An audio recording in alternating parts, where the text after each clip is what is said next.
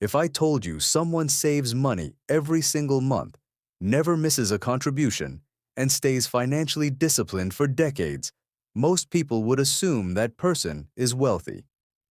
That assumption feels natural, and it's also where the confusion begins. Because in economics and in real life, saving money and building wealth are not the same thing. They're related, but they are not interchangeable. One is a behavior. The other is an outcome. One is measured over time. The other is measured at a single moment. And once you understand this distinction clearly, a lot of modern financial frustration suddenly makes sense. This misunderstanding explains why people can save diligently for years and still feel financially stuck. It explains why entire generations are labeled bad with money despite putting in more effort than ever.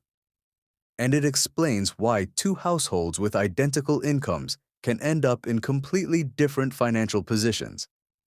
To understand why, we need to separate these ideas cleanly using the same definitions economists and central banks use. Let's start with savings. Savings is defined as the portion of your after-tax income that you do not spend. That's it. Income comes in, spending goes out, and whatever remains is savings. Savings is a flow. It happens over time, month after month, year after year. It's a behavior.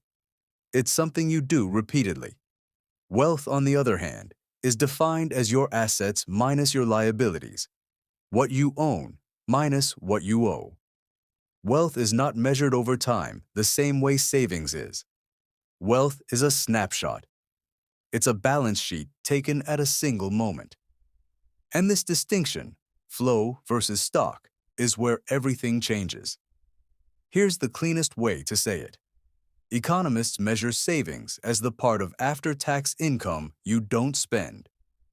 They measure wealth as your assets minus your liabilities, your net worth. That's why saving money and building wealth are related, but not the same.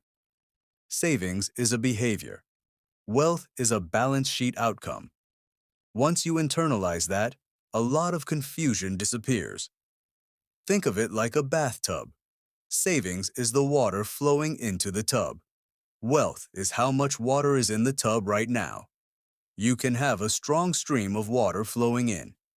But if there's a large drain open at the bottom, the water level doesn't rise. That drain is dead. This is why economists focus so heavily on balance sheets. Because feeling financially responsible and becoming wealthier are not the same measurement. This also explains why your bank balance is not the same thing as wealth. Many people think wealth means money in the bank. Economists don't. Wealth includes everything you own: cash, investments, retirement accounts, home equity, business equity, and then subtracts everything you owe: credit cards, auto loans, student loans, and mortgages. So when someone says, "I'm saving, but I'm not getting ahead," very often what's actually happening is this. Their assets are rising, but their liabilities are rising just as fast. From a net worth perspective, nothing changed. This leads to one of the most uncomfortable but important truths about money. Because wealth is assets minus liabilities, it is entirely possible to save money consistently, feel disciplined and responsible, and still experience little or no increase in wealth. Imagine someone saves $500 per month. That's $6,000 per year. At the same time, they carry credit card balances, finance vehicles repeatedly, or accumulate interest on student loans. If their liabilities rise by $6,000 per year or more, their net worth does not improve. This isn't a moral judgment. It's arithmetic. Savings can be completely neutralized by debt. That's why so many people feel like they're doing everything right but not moving forward. Another key reason is how savings is usually held. Most savings sit in checking accounts, savings accounts, or money market funds. These are liquid instruments. Their primary job is not growth. Their job is stability. Savings exist to absorb shocks, prevent emergencies from becoming debt spirals, and smooth income volatility. That function is incredibly important. But it's not the same function as wealth creation. Savings protects you from falling backward. Wealth is what allows you to move forward. Wealth grows when savings are converted into assets that can compound, appreciate, or generate income over time. This is the critical step most discussions skip. You do not become wealthy by saving alone. You become wealthy when saving turns into ownership. Ownership of productive or appreciating assets is what drives long-term wealth. Asset prices matter. Compounding matters. Time matters.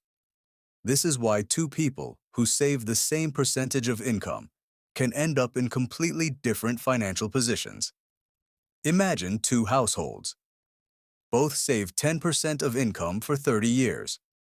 The first household saves mostly in cash, withdraws frequently for emergencies, and experiences repeated debt cycles. The second household converts savings into diversified assets, minimizes high-interest liabilities, and allows compounding to operate uninterrupted. Same saving behavior. Radically different outcomes. Because wealth is cumulative and path-dependent, while savings resets every single period. This is also why national data can feel confusing. Savings is usually measured as a rate, a percentage of income not spent. Wealth is measured as net worth tracked over time. They are not interchangeable measures because they capture different realities. A country's saving rate can rise while wealth inequality continues to widen because asset ownership, not saving effort, is doing the heavy lifting. This leads to an important but often misunderstood point. Savings can exist without wealth, and wealth can exist without high saving rates. High-income households can build wealth primarily through asset appreciation, even with modest saving behavior. Lower-income households can save consistently, yet struggle to build wealth if savings never convert into assets, or if emergencies and liabilities repeatedly erase progress. These outcomes are not moral failures. They are structural consequences of how wealth actually works. One final reason this distinction is so hard to grasp is psychological. Saving feels productive because it's visible. You see the balance grow. You feel responsible. Wealth growth is often invisible. It happens quietly through compounding, appreciation, and time. That mismatch between effort and feedback is why so many people feel frustrated, even when they're doing what they've been told is right. So here is the distinction worth remembering. Savings is what you set aside. Wealth is what remains after you subtract what you owe. One is a habit. The other is a result. Saving money is not pointless. It's essential. But saving alone does not guarantee wealth, because wealth is a balance sheet, not a bank statement.